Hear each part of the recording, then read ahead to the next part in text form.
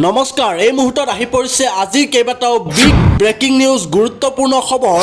অৰুণোদয় হিতাধিকাৰী বেংক একাউণ্টত এইমাত্ৰ ৩,০০০ টকা সোমাই গ'ল। আপোনাৰ ঘৰত যদিহে ৰেচন কাৰ্ড আছে তেন্তে আপোনাৰ বাবে আহি পৰিছে বৃহৎ সুখবৰ। ৰেচন কাৰ্ড থাকিলে লাভ কৰিব ৫,০০০কৈ টকা। চৰকাৰী ঘৰৰ বাবে জিঅ' টেগিং কৰা সকলৰ বাবে আহি গ'ল বৃহৎ সুখবৰ। চৰকাৰী ঘৰৰ বাবে জিঅ' টেগিং কৰা সকলৰ বেংক একাউণ্টত প্ৰথম কিস্তিত টকা ইতিমধ্যে সোমাই গ'ল। লাখপতি বাইদেউ আঁচনি ১০,০০০ টকা লাভ কৰা মহিলাসকলৰ বাবেও আহি গ'ল বৃহৎ সুখবৰ। লাখপতি বাইদেউ ১০,০০০ টকা লাভ কৰা মহিলাসকলে অতি শীঘ্ৰে লাভ কৰিব ২৫,০০০ টকা। আৰু লগতে আহি পৰিছে কেইবাটাও আঁচনিক লৈ বৃহৎ গুৰুত্বপূৰ্ণ খবৰ। আটাইকেইটা খবৰ জানিবৰ বাবে আপোনালোকে ভিডিঅ'টো স্কিপ নকৰাকৈ শেষলৈকে চাই থাকক আৰু আমাৰ চেনেলটো ছাবস্ক্ৰাইব কৰি ৰাখিব, যাতে সদায় এই ধৰণৰ খবৰসমূহ আপুনি পাই থাকিব। দেশৰ কোটি কোটি ৰেচন কাৰ্ডৰ গৰাকীৰ বাবে আহি পৰিছে এটা জৰুৰী খবৰ। কেন্দ্ৰ চৰকাৰৰ তৰফৰ পৰা এটা ৰেচন কাৰ্ডক লৈ ডাঙৰ সিদ্ধান্ত গ্ৰহণ কৰিছে। কেন্দ্ৰীয় চৰকাৰে বিনামূলীয়া ৰেচন বিতৰণক লৈ লৈছে ডাঙৰ সিদ্ধান্ত। কেন্দ্ৰীয় চৰকাৰে ডাঙৰ সিদ্ধান্ত লৈছে ৰেচন কাৰ্ড হিতাধিকাৰীসকলৰ বাবে এতিয়াৰে পৰা পৰিয়ালৰ সদস্যৰ ভিত্তিতহে হিতাধিকাৰীয়ে লাভ কৰিব ৰেচনৰ সামগ্ৰী।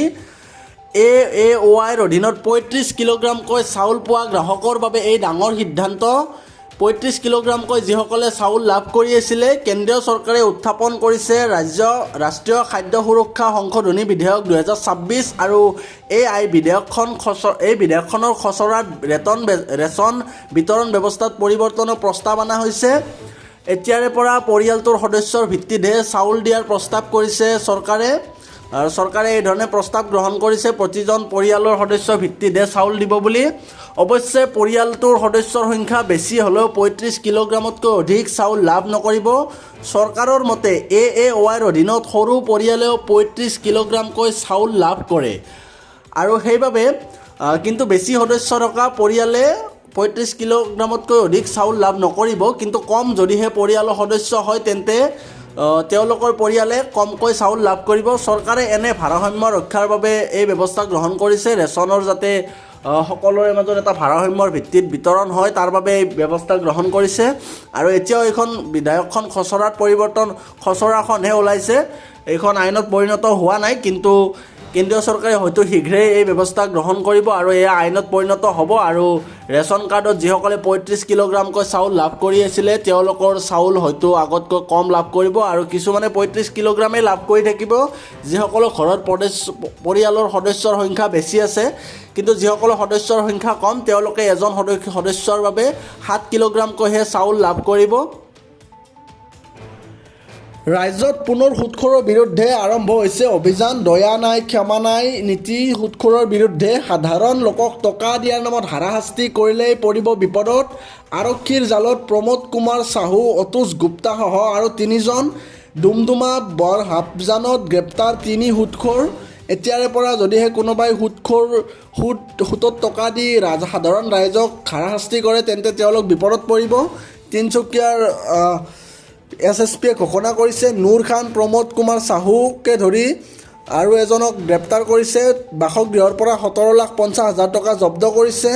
জব্দ প্ৰায় ৪১২ গ্ৰাম সোণৰ অলংকাৰ, ৩০২ গ্ৰাম ৰূপৰ আ অলংকাৰ। জব্দ ৩খন বিলাসী গাড়ী, ৬খন বাইক, কেইবাটাও মোবাইল ফোন। তেওঁলোকে সুদৰ ব্যৱসায় কৰি আছিল আৰু দুখীয়া ৰাইজক হাৰাশাস্তি কৰিছিল টকা সুদত দি। বহুকেইটা বেংক পাছবুক, আপত্তিজনক নথিপত্ৰও জব্দ কৰিছে তেওঁলোকৰ ঘৰৰ পৰা। ৩ সুদখোৰে ধাৰ পৰিশোধ কৰিব নোৱাৰা লোকক কৰিছিল হাৰাশাস্তি। এতিয়াৰে পৰা দয়া নাই ক্ষমা নাই নীতি। সুদখোৰৰ বিৰুদ্ধে পুনৰ আৰম্ভ হৈছে সুদখোৰৰ বিৰুদ্ধে অভিযান। সাধাৰণ লোকক টকা দিয়াৰ নামত হাৰাশাস্তি কৰিলেই পৰিব বিপদত। সাধাৰণ লোকক টকা দি যদিহে কোনোবাই হাৰাশাস্তি কৰে টকা সুতত দি তেন্তে তেওঁলোক বিপদত পৰিব।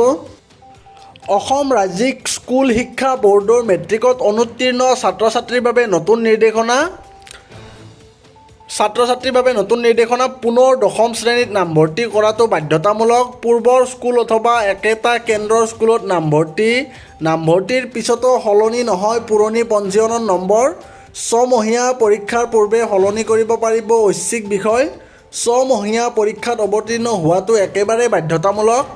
১৪ আগষ্টৰ ভিতৰত নামভৰ্তি প্ৰক্ৰিয়া সম্পূৰ্ণ কৰাৰ নিৰ্দেশ।